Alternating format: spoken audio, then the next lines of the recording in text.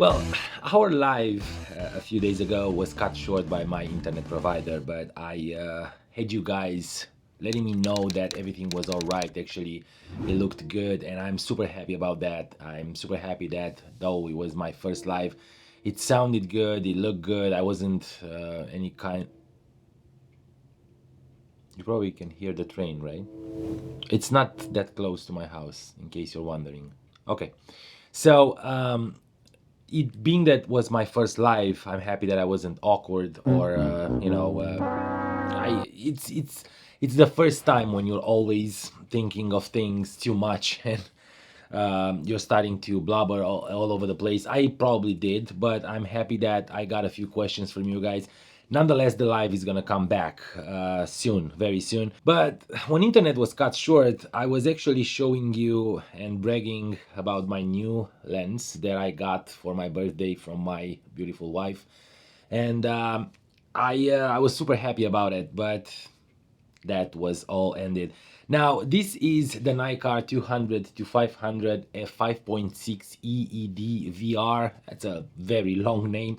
And I wanted to show you a few samples out of this lens. This was shot on my FTZ adapter with the Nikon Z6II, and it's a mirrorless camera. It needs an adapter. This is a DSLR lens, and it's very hefty, a big lens. But I heard all kinds of scary stories about using this lens on the mirrorless Nikon cameras. Some say that the FTZ gets hot, some say that it doesn't focus at these lens capabilities. And if you don't know anything about this lens, maybe you should go search some reviews. I'm gonna have a, let's say, review about it. It's not a new lens, so I'm not gonna focus on making reviews on something that it's already on the market, but I'm gonna tell you a few things in a different video. But if you don't know anything about it, you should check out, because there are a lot of excited photographers, wildlife and landscape photographers, that are actually praising this lens so much, and I kind of see why. So let's get into the photos, and let me show you a few samples and talk a little bit about it. It's all about photos today. It's not about the lens. I just showed it to you because I didn't get to show you the lens in the live. It just cut me short, and actually it's the last frame is me holding the lens. Well, this is it, and it's huge, it's hefty, it's bulky, but it's also good. Alrighty then, so these are the photos that I was telling you about, and let's start with the first one. This is a crane. Everything was shot around here, around my home, so I didn't go far to take these photos, which is a treat for me, having all these animals around. So this crane was in the pond next to our house, and as you can tell, the sharpness and the quality is beautiful. All these photos were shot at around 5.6 to let's say f8. I think I only have it 5.6 selected here, and probably ISO ranging from 640 to around 2000. I didn't even look at that because I don't see any kind of noise. This one was shot at ISO 900. It's a perfect photo. The noise, it's minimal, it's almost inexistent. I do like the fact that the lens is super sharp, and I like the way it rendered colors. It was pretty much midday, around 10:30, 11. So not the perfect moment to go shoot wildlife, and especially in California where it's super hot and the sun is getting up in the sky super fast. This rendition of the bokeh is I'm not very happy with it. As you can tell, there are all kinds of highlights that they're highlighting in the back, and it might be the light as well, but it's not amazing, it's not perfect. But if you look at the fall off is pretty fast. The distance between the crane and these water plants, whatever they're called, it wasn't probably like 2-3 feet. So as you can tell, this is sharp, this is already blurry, and it gets blurrier the way you're going further away. And the next one is a Dragonfly. We have many around here because of the pond, and it just landed next to me on this twig. I saw it and I was like, okay, that's a beautiful color. It's a beautiful light for it. And I when I saw that the eyes lit by the sun, that look exactly like two eyes. That's beautiful. It's actually the sun reflecting in these. I'm not sure how they're called. These spherical eyes that they actually have on the sides.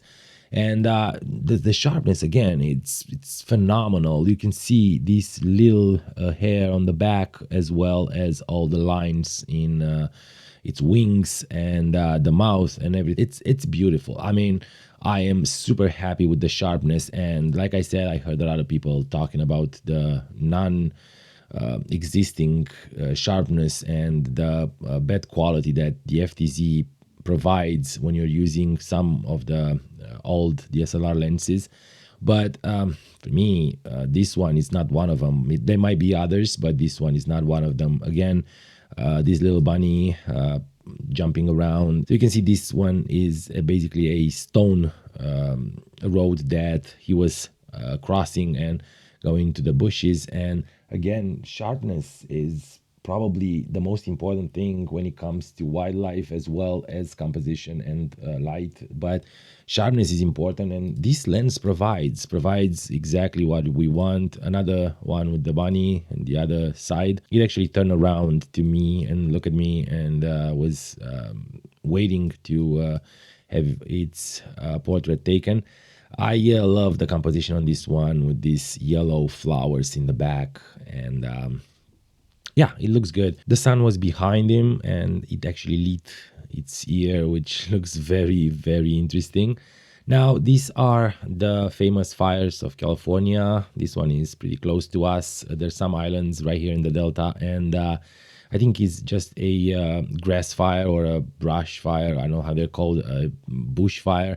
It's not something big, but these fires can be very dangerous if they extend too much and they start getting into the dead vegetation. And as you can tell, I think in the next one, there's a lot of dead vegetation right here on the bottom, and these are actually vineyards. So it is dangerous, and you can tell that the smoke is spreading all over. We didn't get smoke this year, not yet, but we'll probably do because it's something that happens all the time. Here is a pelican flying above my head, and I was thrilled to see a pelican around. They're very very common in the Delta, but not right here. We're a little bit, let's say, 20 miles from the Delta, the real Delta, and they're not flying that much. But this one was just above my head. Again, the light from behind, it actually lit its tail and the part of the wings. It looks beautiful. It's sharp. It's perfect. It's a bird in flight. So the autofocus was amazing. I was using the autofocus continuous wide L, and I was pretty happy with it. I mean, from time to time, I would just set up my front functioning button to be a tracking for the focus. So if I need to track, I was tracking it, just press the button and we'll start tracking it using the F1 button on the back. So yeah, I didn't have any kind of problems.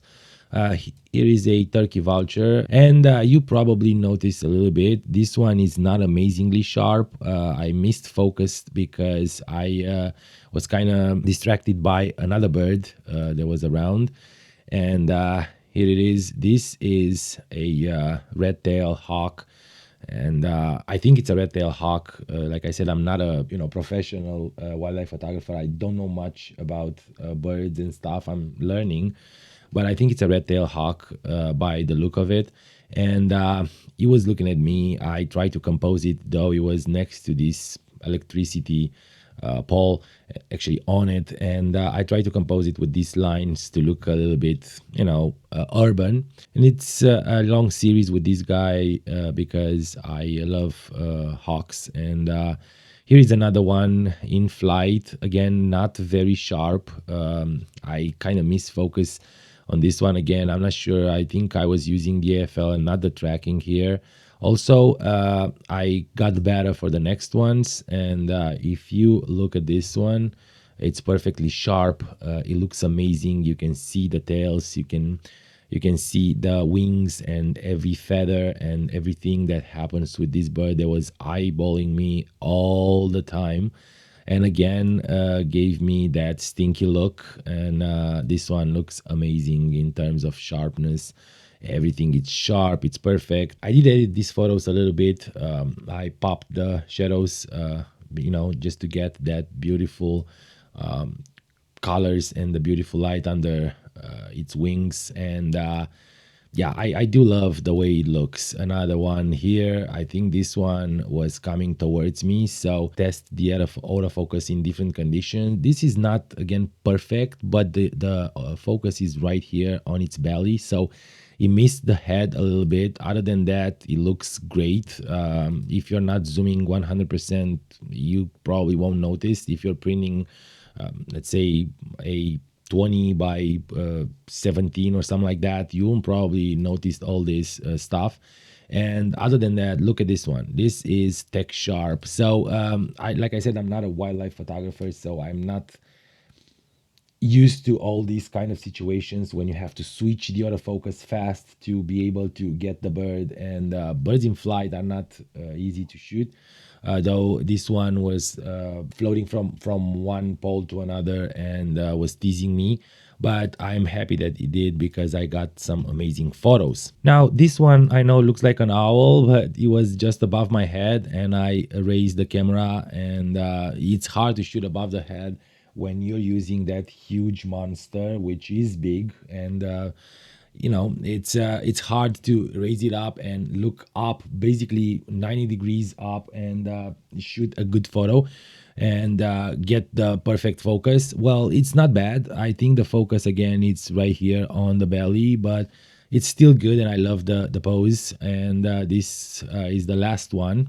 These photos were shot basically at ISO 500, 640, and at 500 millimeters to F5.6 and 2500 of a second. So I think I nailed the settings, let's say, and the photos look amazing. I love them. The last ones, this is an egret. I was lucky enough to get all these birds in one run, like two hours and a half, and I get everything. I know that was lucky, but yeah, I'm very happy I did. So this is a crane. You can see the sharpness. Maybe if I'm putting it on full screen, so the things won't be distracting. It's beautiful. It's sharp. I love the colors. Looks like fire behind it. Though, like I said, it was midday. This here on this side, on the left side, there's some willows, and all the leaves from the willows are dropping close to the shore, and they're creating these beautiful, beautiful colors. Now, if you ask me, in this one, I do love the bouquet, probably because of the colors, but it doesn't look very, very busy.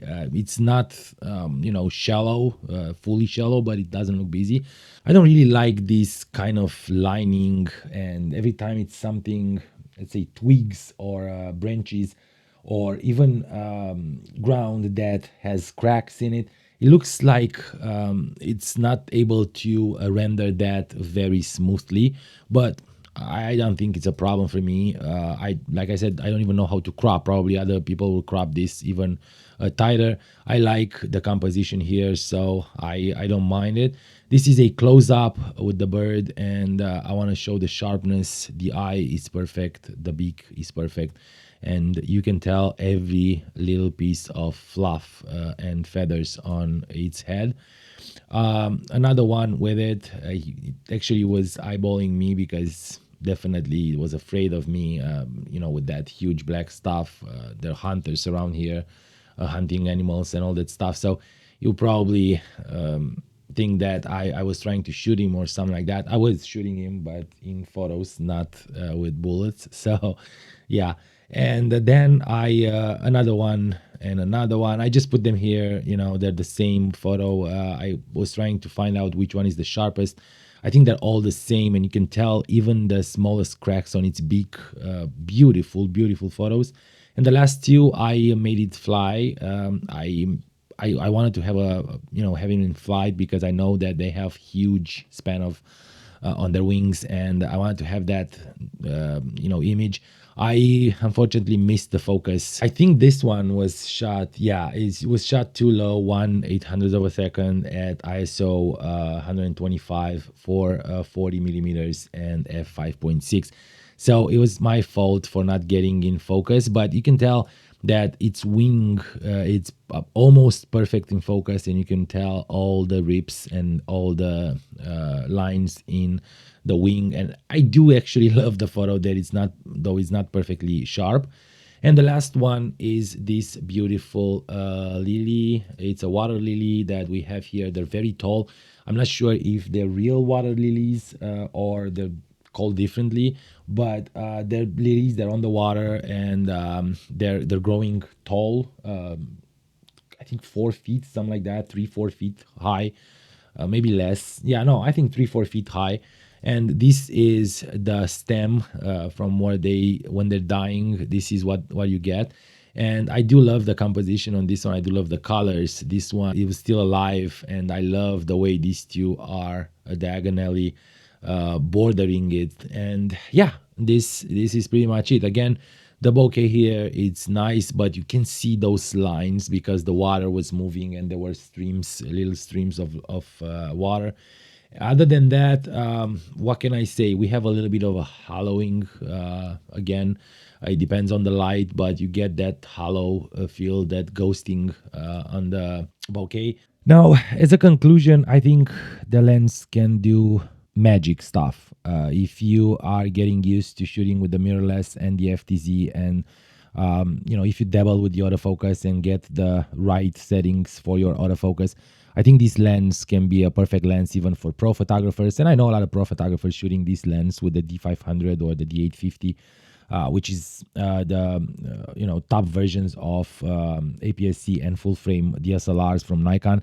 And not necessarily top, because D5, D6 are still there, but these are great cameras to shoot wildlife with. But the Z6II is no slouch, and I'm pretty sure that the Z7II is even better because you can crop more, has more megapixels. Other than that, I do love the photos. I love the sharpness. I love the color rendition. I love the image quality. I'm a little bit torn about the bokeh, but I don't think it's a huge factor. It might be if you're shooting professional stuff and things that they'll probably be published in magazines and stuff like that. But for just shooting for yourself, for your portfolio, you can definitely buy this lens. Like I said, it's $1,500, $1,600. You can probably find it cheaper used, and start shooting with any DSLR, any Nikon DSLR or mirrorless camera, and the results will be perfect. Now, guys, thank you again for watching this video. Thank you for being in the live, and I hope next time we're gonna have more people. Also, don't forget to subscribe to the channel and give this video a thumbs up. It helps with the algorithm, it helps me, and that's how you support me, and I hope you will more and more. And stay focused, my friends. I will definitely see you soon.